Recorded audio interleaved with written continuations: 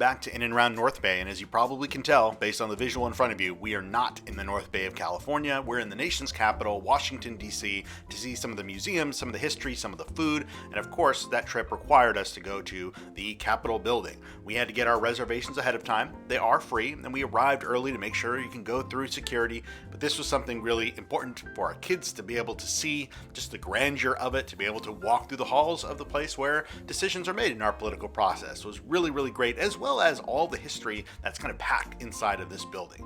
It was incredibly cold, and I gotta stress that throughout this entire video. You're gonna see some very beautiful images like the Lincoln Memorial right here. It looks great, but it was so cold. We were just rushing from place to place trying to get warm, but we still had to go see some of these incredible monuments.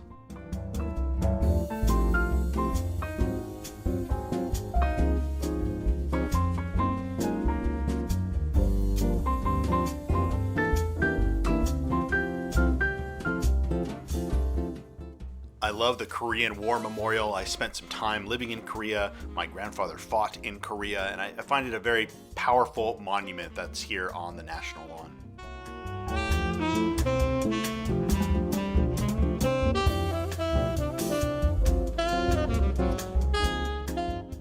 And one location in DC that I had never been to was Ford's Theater. Ford's Theater, this is where Abraham Lincoln was assassinated. It's right in the center of town there.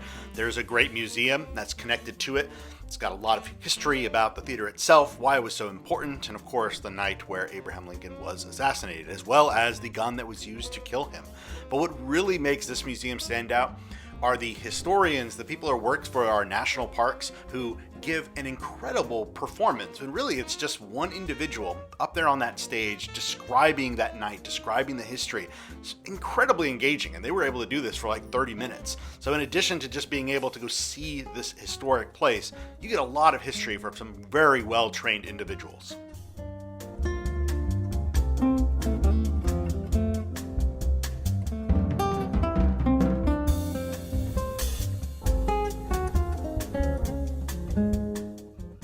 And there's the president's box. You're able to go right up next to it on the second floor. They have a glass window to be able to see it. It's remained mostly intact ever since that day.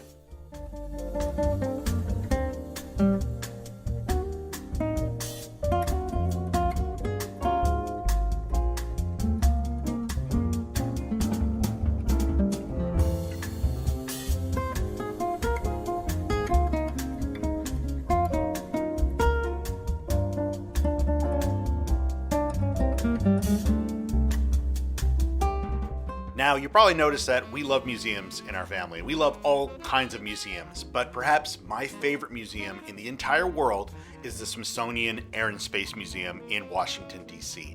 This is an incredible museum. It is one where you can see just so much when it comes to aviation history. And what's cool about it is it's a very long museum, although part of it was closed. They're renovating the building. It's this long corridor, and there's all these different rooms where you can kind of go in and learn a little bit about history of aviation in that one spot, and it kind of tells you the entire story of how we went from just coming up with these contraptions in theory to actually putting together some of these incredible airplanes like the one that are hanging over you.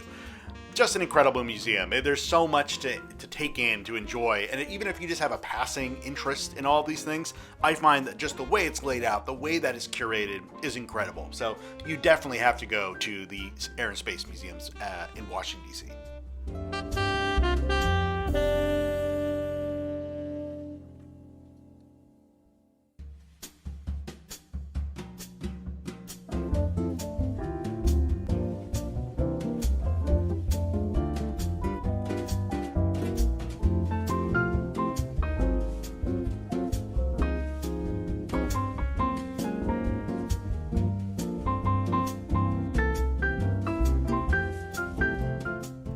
All the Smithsonian museums are free, and of course we have young kids, so we have to go to the Natural History Museum, which is also an incredible museum. I say that a lot, but really this is a testament to just culture and design and society and science and all those great things. If you want your kids to be exposed to some of that, or even as an adult you want to take some of that in, you got to stop in here.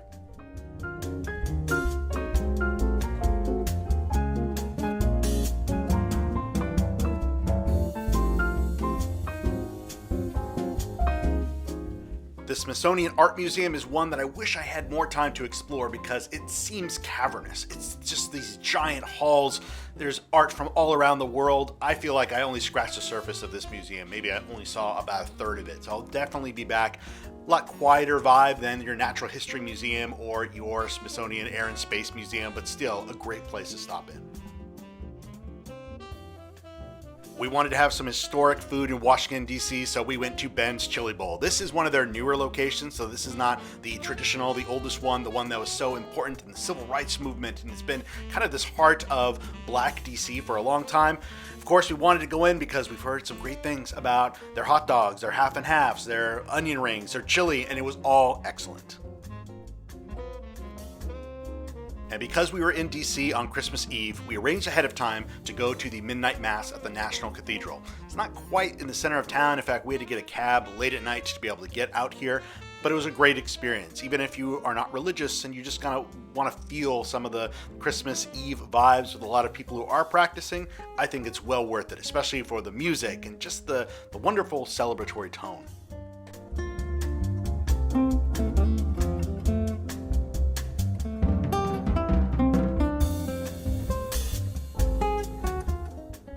And we found ourselves in Washington, D.C. on Christmas Day, and of course a lot of things are going to be closed, but one of the places that isn't closed is Arlington National Cemetery. And it actually started to warm up a little bit, so we really enjoyed just walking through, being able to see some of the monuments to some important figures like John F. Kennedy and other soldiers that have unfortunately passed.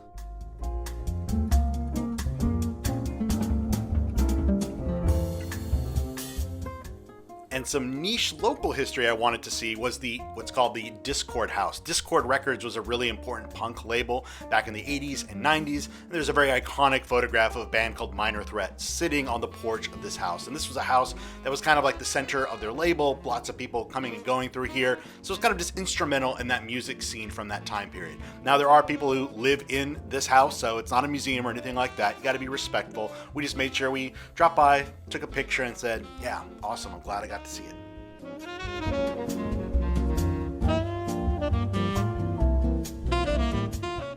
And thankfully, McCormick's and Smicks was open on Christmas Day. It's a steakhouse, pretty famous one. We were able to get a reservation. Obviously, I don't think that was necessary on Christmas Day. It didn't seem like there was many people there. But the food was excellent. It was great for us to be able to have a nice, awesome meal before we got on our plane to come home.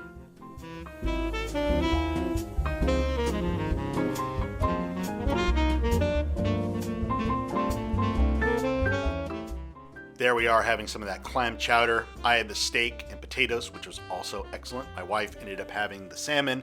Also came with some mashed potatoes. Great hit. Everyone in the family loved it. Even the kids' servings, as we see here, were pretty large. And that pretty much brings us to the end of our DC trip. Until next time.